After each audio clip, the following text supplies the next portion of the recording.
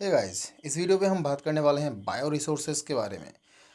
सी India, although globally अगर हम total share of land on earth इसके बारे में बात करें तो it shares only 2% of total land mass, लेकिन जो बायोडाइवर्सिटी है पर्टिकुलरली इंडिया में काफ़ी रिच है in terms of biodiversity. And particularly जो नॉर्थ ईस्टर्न रीजन है, असम एंड बाकी सारे जो नॉर्थ ईस्टर्न स्टेट्स है एंड हिमालयन हिली स्टेट्स है, काफ़ी रिच है in terms of biodiversity along with western Ghats. Now जो बायोलॉजिकल रिसोर्सेज है ये ऑफ पर्टिकुलर इंटरेस्ट सर्व करता है सोसाइटी का, not only in terms of जो नेचुरल एस्थेटिक ब्यूटी है but also from economic and social point of view. जो society है काफ़ी ज़्यादा डिपेंडेंट होता है जो किस तरह से एक सोसाइटी इवॉल्व होता है।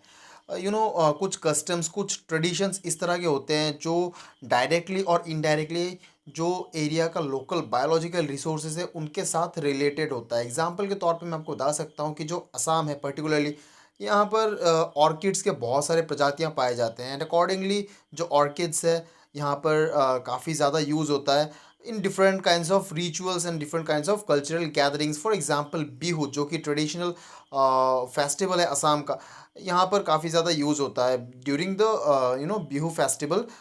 It is locally called kopou and the orchid, this are particularly use होता है काफ़ी सिग्निफिकेंट अमाउंट में। सो इस वीडियो पे हम बात करने वाले हैं बायोलॉजिकल रिसोर्सेज ऑफ असम के बारे में। काफ़ी कुछ यहाँ पर मैं आपको बताऊंगा डिटेल में, but then before begin please don't forget to subscribe to GS with Rupak and hit that bell icon. ना कुछ बेसिक कंसेप्ट देखिए, जो असम है पर्टिकुलरली ये नॉर्थ ईस्टर्न इंडिया में आता है एंड अगर क्लाइमेट के बारे में बात करें तो ये काफ़ी हद तक सब ट्रॉपिकल लोकेशन में पड़ता है। एंड जो रेनफॉल है, रेनफॉल डिस्ट्रीब्यूशन है more less throughout the year यहाँ पर रेनफॉल आपको देखने को मिलता है mostly from the bay of Bengal branch of Indian ocean. And यहाँ पर जो बायोलॉजिकल जो रिसोर्सेज है काफ़ी ज़्यादा रिच है because of its location and the climatic distribution. And of course जो नेचुरल वेजिटेशन है इस एरिया में पर्टिकुलरली आपको ranging from semi evergreen evergreen forest से लेकर आपको semi evergreen forest, deciduous, moist and dry type of forest, alpine forest. So बहुत ही डाइवर्स वैरायटी के आपको यहाँ पर प्लांट वैराइटीज डिस्ट्रीब्यूशन मिल जाएंगे। सो हम कह सकते हैं कि काफ़ी सिग्निफिकेंट बायोलॉजिकल रिचनेस है इस पर्टिकुलर एरिया में। असम जो है ये एक बायोलॉजिकल हॉटस्पॉट जोन में आता है। देखिए बायोलॉजिकल हॉटस्पॉट, वैसे जो बायोडाइवर्सिटी हॉटस्पॉट जोन होते हैं ये इंडिया में टोटल ऐसे 4 आपको बायोडाइवर्सिटी हॉटस्पॉट मिलेंगे एंड उनमें से जो एक है इंडो बर्मा बायोडाइवर्सिटी हॉटस्पॉट, उसका हिस्सा है असम। नाउ बायोडाइवर्सिटी हॉटस्पॉट क्या होता है, बेसिकली ये वो सारे जोग्राफिकल एरियाज होते हैं जहाँ पर काफ़ी सिग्निफिकेंट अमाउंट में एंडेमिज्म देखने को मिलता है एंड दोज एरियाज जहाँ पर जो ऑर्गेनिजम्स है, प्लांट एंड एनिमल, एक्सटिंक्शन के काफ़ी ज़्यादा थ्रेट्स ये फेस करते हैं। Now you must be thinking what is endemism. See endemism का मतलब होता है जब भी कोई प्लांट या फिर कोई एनिमल एक पर्टिकुलर लोकेशन पे ही पाया जाता है जो उस एरिया के लिए यूनिक है, दूसरा कहीं पर इस वैरायटी का प्लांट और एनिमल आपको मिलता नहीं है, then we call we can say that this particular organism is endemic. For example जो पिग्मी हॉग एक पिग्मी हॉग एक एनिमल होता है, ये आपको पर्टिकुलरली इस एरिया में मिल जाएगा असम में। अगर मैं टिपिकली बोलूँ तो मानस जो नेशनल पार्क है यहाँ पर आपको मिल जाएगा पिग्मी हॉग। सो ये दूसरे कहीं पर भी मिलता नहीं है। सो हम कहते हैं कि जो पिग्मी हॉग है ये एंडेमिक है। There are so many varieties of bamboo and orchids जो एंडेमिक है and they are available only in this particular north eastern belt. So जो बायोडाइवर्सिटी हॉटस्पॉट है ये पर्टिकुलरली ये वो सारे जोग्राफिकल एरियाज होते हैं जहाँ पर रिच अमाउंट ऑफ एंडेमिज्म दिखता है एंड वहाँ पर काफ़ी सिग्निफिकेंट अमाउंट ऑफ थ्रेट भी पाया जाता है। Threat of what? Threat of extinction to those plants and animals. So it is a part of biodiversity hotspot and accordingly हम एक्सपेक्ट कर सकते हैं कि इस एरिया में काफ़ी रिच हमको नेचुरल रिसोर्सेज मिलेंगे। वेल बाकी जो टोटल मैंने जैसे ही बताया है 4 बायोडाइवर्सिटी हॉटस्पॉट है इंडिया शेयर करता है एंड जो बाकी हॉटस्पॉट है एक तो हो गया आपका हिमालयन बेल्ट का हो गया, एक हो गया आपका वेस्टर्न घाट हो गया, इंडो बर्मा जैसे कि मैंने बताया, and the fourth one is Sundaland जो कि Andaman and Nicobar group of island along with Sri Lanka ही शेयर करता है। Well so these are the 4 biodiversity hotspot, not so important from board exam point of view. Yes, जो कंपिटेटिव एग्जाम के लिए prepare करें उनके लिए ये सिग्निफिकेंट है जानना। वेल देखिए जो नेचुरल रिचनेस है इस पर्टिकुलर लैंड का ये काफ़ी ज़्यादा हमको जैसे कि मैंने बताया है देखने को मिलता है socio religious gathering and rituals में। Of those people belonging to those residing in Assam. जो असमीज पीपल है इनके डे टू डे लाइफ में काफ़ी ज़्यादा देखने को मिलता है। जैसे कि एग्जाम्पल के तौर पर मैंने बताया है, इस एरिया में क्योंकि जो रेनफॉल है मोर देन 200 सेंटीमीटर का रेनफॉल आपको देखने को मिल जाएगा। सो अकॉर्डिंगली जो धान खेत है, paddy cultivation is the foremost cereal जो हम रेगुलर स्टेपल क्रॉप हम यूज़ करते हैं इन दिस पर्टिकुलर बेल्ट। अब जो पेड़ी है, जो चावल है, इसका यूज़ ना केवल as a food item but many social gatherings and rituals, जैसे कि like from marriages and other rituals में भी, रिलीजियस रिचुअल्स में भी यूज़ होते हैं। एंड मोर ओवर जैसे कि ऑलरेडी मैंने बताया है कि जो बिहू है it is particularly state festival है असम का। एंड यहाँ पर ड्यूरिंग दिस फेस्टिवल जो ऑर्किड्स है इनका काफ़ी ज़्यादा यूज़ हमको देखने को मिलता है। एंड ऑर्किड जैसे कि मैंने ऑलरेडी बताया है, इस पर्टिकुलर बेल्ट में बहुत सारे आपको वैरायटीज़ मिल जाएंगे ऑर्किड्स के। सो हम कह सकते हैं कि जो बायोडाइवर्सिटी है, ना केवल from the point of view of economic या फिर environmental point of view, but also from socio cultural point of view काफ़ी सिग्निफिकेंट अमाउंट ऑफ सिग्निफिकेंस है बायोडाइवर्सिटी का डे टू डे एक्टिविटीज़ में। वेल देखिए, जो डाइवर्सिटी है असम में, आप अगर इन टर्म्स ऑफ फोना, in terms of animal diversity अगर हम बात करें, सो रफली जस्ट आपको एक आइडिया, ये कुछ इतना इंपॉर्टेंट है नहीं एग्जाम पॉइंट ऑफ व्यू से, बस आपको एक रफ आइडिया होना चाहिए कि यहाँ पर क्या क्या ऑर्गेनिजम्स मिल सकते हैं। तो around 193 species of mammals, 950 species of birds, 19 species of tortoise, 77 species of snacks and lizards and around 1500 species of butterfly India में पाए जाते हैं। उनमें से ऑलमोस्ट हाफ हमको असम में मिल जाता है। वेल ये जो फिगर्स है ये रफ है, अप्रॉक्सीमेट वैल्यूज़ है। एंड जो बिग फाइव हम कहते हैं mammals, Asiatic lion, wild water buffalo, Asiatic elephant, then of course one horn rhinoceros का डेंसिटी सबसे ज़्यादा पाया जाता है असम में, swamp deer and of course pygmy hog, जैसे कि मैंने कहा है कि ये एंडेमिक है एंड ये पर्टिकुलरली मानस नेशनल पार्क में पाया जाता है। एंड बहुत सारे this belong to critically endangered group, pygmy hog में भी। एंड देन आपका एशियाटिक एलिफेंट हो गया जो कि वॉलनरेबल कैटेगरीज में आता है। Then endangered and different categories of extinction, जो आईयूसीएन का जो डिफरेंट कैटेगरीज है इन कैटेगरीज में आता है। वेल यहाँ पर मैं बात कर रहा हूँ आईयूसीएन के बारे में, मैं बात कर रहा हूँ कि एंडेमिक हो, ये एक्सटिंक्शन होने वाला है, कोई क्रिटिकली एंडेंजर्ड है, कोई एंडेंजर्ड है। तो ये सारे कैटेगरीज है क्या। देखिए, जो आईयूसीएन है ये एक ऑर्गेनाइजेशन है, इंटरनेशनल ऑर्गेनाइजेशन है। आईयूसीएन ने ऑर्गेनिजम्स को अलग अलग कैटेगरीज में डिवाइड कर रखा है। There are around 9 categories of categories है जहाँ पर ऑर्गेनिज्म को क्लासीफाई कर रखा है। एग्जाम्पल के तौर पे वॉल्नरेबल कैटेगरी हो गया, एंडेंजर्ड कैटेगरी का हो गया, क्रिटिकली एंडेंजर्ड हो गया, रेयर हो गया, एक्सटिंक्ट हो गया। So depending upon the conservation status अलग अलग कैटेगरीज में ऑर्गेनिजम्स को रखा गया है। So these are basically defined by IUCN. Anyways, so बहुत सारे आपको यहाँ पर मिल जाएंगे जो कि अलग अलग थ्रेटेंड कैटेगरीज में आते हैं of the red list of IUCN. वैसे रेड लिस्ट ये जो बुक है, ये जो कैटेगरीज है, ये पब्लिश होता है रेड लिस्ट में एंड ये पब्लिश करता है आईयूसीएन। तो ये 2 मार्क का सवाल हो सकता है कि जो रेड डेटा बुक है या फिर रेड लिस्ट है इसके बारे में लिखे, तो 2 मार्क का। मैं चाहता हूँ कि इस पे आप एक असाइनमेंट कर ले, रेड डेटा बुक क्या होता है, यहाँ पर ये किसी कौन पब्लिश करता है, एंड ऑफ कोर्स जो कैटेगरीज है इसके बारे में आप 2 मार्क के लिए एक सवाल प्रिपेयर कर ले। Now out of there are total 15 species of primates जो इंडिया में जो ओवरऑल पाया जाता है, उसमें से 9 जो है ये आसाम में मिलता है। And for some examples like cape monkey हो गया, रिसस मंकी हो गया, मकाक हो गया, देन पिगटेल मकाक हो गया। सो ये सारे जो प्राइमेट्स है ये आपका मिल जाता है आपको असम में। हुलक गिबन जो कि ओनली एप है इंडिया में मिलने वाला, ये आपको मिल जाता है असम में। So again another significant endemism. Then 950 species of birds, जैसे कि मैंने बताया है इंडिया में पाया जाता है, जो कि उसमें से 53% जो है ये असम में पाया जाता है। I mean 950 species of birds Assam में पाया जाता है, which comprises almost more than 50% of total bird species of India.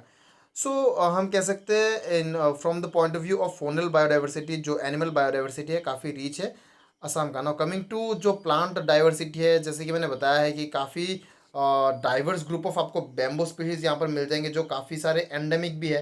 38 species of bamboo approximate है, then more than 290 species of orchids are there, almost 25% of total orchid species of India. जो असम में पाया जाता है। एंड अकॉर्डिंगली आपको पता है कि ये काफ़ी सिग्निफिकेंट है, हमारा जो सोशियो कल्चरल बिलीफ है उससे रिलेट करता है। मेडिसिनल प्लांट जैसे कि नीम, तुलसी, चिनकोना एंड अशोका, सो ये कुछ मेडिसिनल प्लांट्स है जो लोकली अवेलेबल है। एंड इसमें इंपॉर्टेंट क्या है, देखिए हर साल यहाँ से आप एक तो एटलीस्ट क्वेश्चन 2 मार्क का, आई मीन 2 क्वेश्चन आप एक्सपेक्ट कर सकते हैं। एक तो यहाँ पर पूछते हैं कि कोई भी आपको प्लांट का नाम दे देगा, आपको उसका साइंटिफिक नेम लिखना है एंड 2 यूजेस लिखने हैं। सो वैसे तो ये आपको ये जो साइंटिफिक नेम है इनको याद करने होंगे एंड इनका जो यूजेस है ये आपको लिखना पड़ेगा। जैसे नीम हो गया, तुलसी हो गया, चिनकोना हो गया। So these are very common जो कि हर साल एग्जाम में पूछा जाता है। I am talking about board exam NCERT 12। Then timber yielding plant जैसे कि शीशो हो गया, then teak, deodar and sal. So these are some of the timber yielding plant जहाँ से हम टिम्बर वुड निकालते हैं। So and again scientific name along with their uses. So this is the floral diversity of Assam. Now socio economic जो जो significance है, जैसे कि for example bamboo and other forest produce जो है काफ़ी सिग्निफिकेंट है रूरल इकोनॉमी के लिए। एंड अकॉर्डिंगली हम समझ सकते हैं बैम्बू को क्यों ग्रीन गोल्ड कहा जाता है, क्योंकि हमारे डे टू डे एक्टिविटीज़ में काफ़ी ज़्यादा यूज़ होता है एंड काफ़ी सारे इंडस्ट्रीज़ भी रिलेट करते हम कर सकते हैं। जैसे पेपर इंडस्ट्री हो गया, जहाँ पर बैम्बू यूज़ होता है as a raw material. And other forest produces like lac culture जहाँ से toy making, bead making, then bangles making, अलग अलग एंड देन डाई, अलग अलग इंडस्ट्रीज़ में अलग अलग सेक्टर में ये यूज़ होते हैं। देन बी कल्चर हो गया, honey bee, of course you know the uses of honey bee and जो हनी है and honey wax. Agriculture like जो सिल्क वॉर्म होते हैं, सिल्क वॉर्म से हम सिल्क प्रोड्यूस करते हैं जो काफ़ी सिग्निफिकेंट होता है। देन ऑफ कोर्स जो एग्रीकल्चरल पॉइंट ऑफ व्यू से अगर बात करें तो जूट हो गया, राइस हो गया, ये काफ़ी सिग्निफिकेंट है फॉर द रूरल इकोनॉमी।